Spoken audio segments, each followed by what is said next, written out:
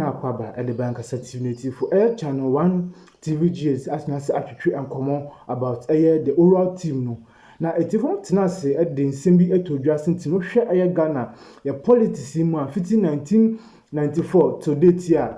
Every political party be etifo eba so na se be di Ghana so bia no. When it's come to accountability and I say ebe hwehwe mu sensem etifo to de bia na din kakra. Eno tina mampani dada John Dramani Mahama de oral team ni ba bonten se na etifo. Every political party be aba subiano many accountability and asset for ehwe nsensem na hu se yampa otumi di boa oman Ghana na asset for ntumi endi amboa oman Ghana that's native kwan a mampani John Dramani Mahama efa so eti oral team native for ntumi ambo the sitting president na Nana Danko Fado we amane ye bibi de ohobi enu ntinu etifo SBP na kuno kuti dia top NPP lawyer back one of his communicator ekafa the oral team madam ina the oral committee it's just an administrative tool where the fight against corruption is concerned. Okay. It is not an oversight institution that has been set up. It does not usurp the powers of any oversight institution. They have simply come in to collect, process and pass on the issues. And we know in the very first day, they said they received over 400 complaints, which they are going through. I think that any well-meaning Ghanaian who wants to see some accountability in our politics should be welcoming the entire idea of oral. There is no reason for the NDC to get up to go settle any scores for political. I don't understand it. I'm not sure I get what he's trying to, what he's getting at. If you look at our history, the NPP has jailed more former government officials than any other party. The NPP has no reason, the NDC has no reason today to come and say that they are using this as for their own political expediency. No. We are doing this to introduce accountability into our politics, which has been missing for a very long time. The people of Ghana have been crying for accountability, for a retrieval of supposed looted funds. And we should all be interested in finding out who has stolen what, if any stealing has been done. People talk about witch hunting, and I always say where there are witches, there will be hunting.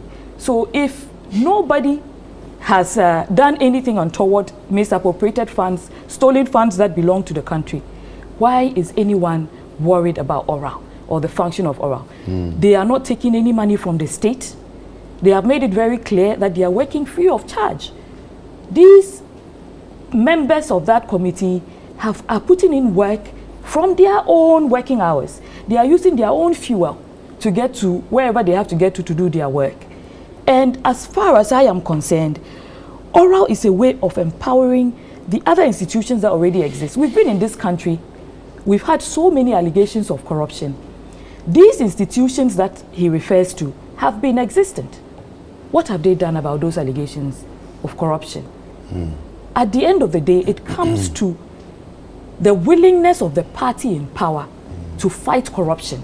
That is the only way the fight against corruption will move forward. So those who argue against the existence of oral typically say that why not spend time to empower the institutions, finance the institutions that exist. We have a serious fraud office, we have the EOCO, we have ßrèak, we have all these organizations, institutions that in the CID as well, that can handle these kinds of things. So then what's the objective?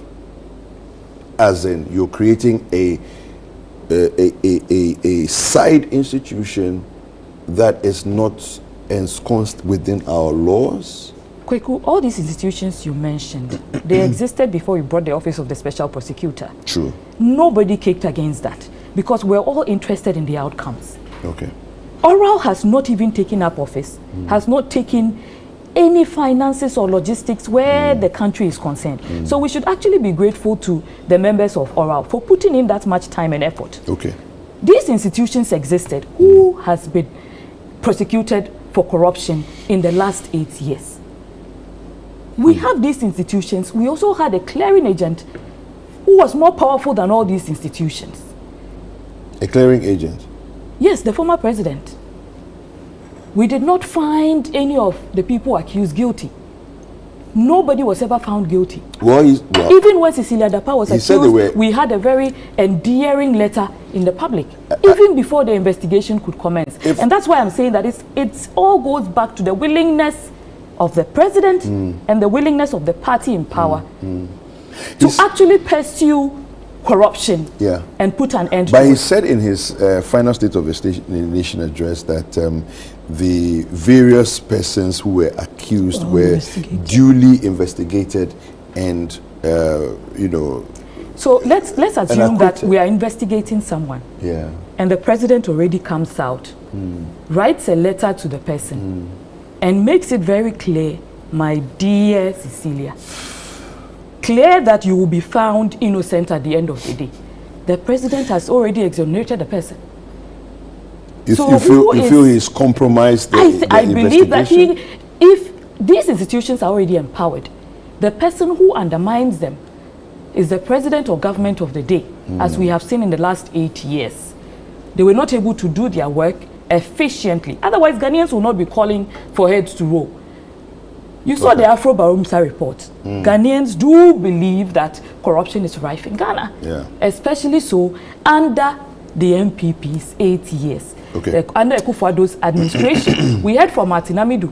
What did he label the people in charge? He called them mother serpents of corruption. So who am I, Nwong, to come and say that there's no corruption in Ghana? The people have seen the corruption. The people have asked for accountability. And we need to move beyond that point where we think that people in government are invincible or not answerable to the people. Once you sit in a government office, at the end of the day, you need to account for what you have done and what you have not done. Okay, fair enough. Loratu, so we can't overdo the fight against corruption. It's a bad situation. The corruption is a problem in Ghana. We cannot run away from it. And the more effort we can put into fighting corruption, the better. That's my perspective. And Oral seems to just come and add to the numbers to help us fight. David? Yes? I think Oral is populist. It is, eh? It's populist and a recipe for political victimization and chaos. And the Ablakwa says that they're not into any of that.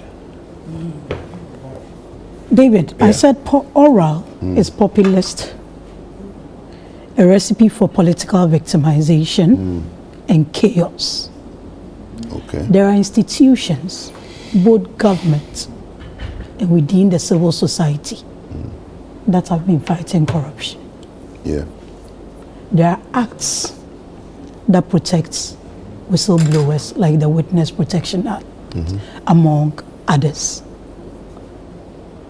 If this is a way to sustain the excitement of the NDC base, then I think they're overdoing it. How many people are supposed to be on the committee? I think 5 of them, right? 5, yes, I think 5. One of them used to head the Auditor General's Auditor General's Department. Yeah. They write reports. Yeah. The report goes to a Public Accounts Committee. Yeah. Why is that so? Because everything that is done within the state is done with you and I, including those taxes.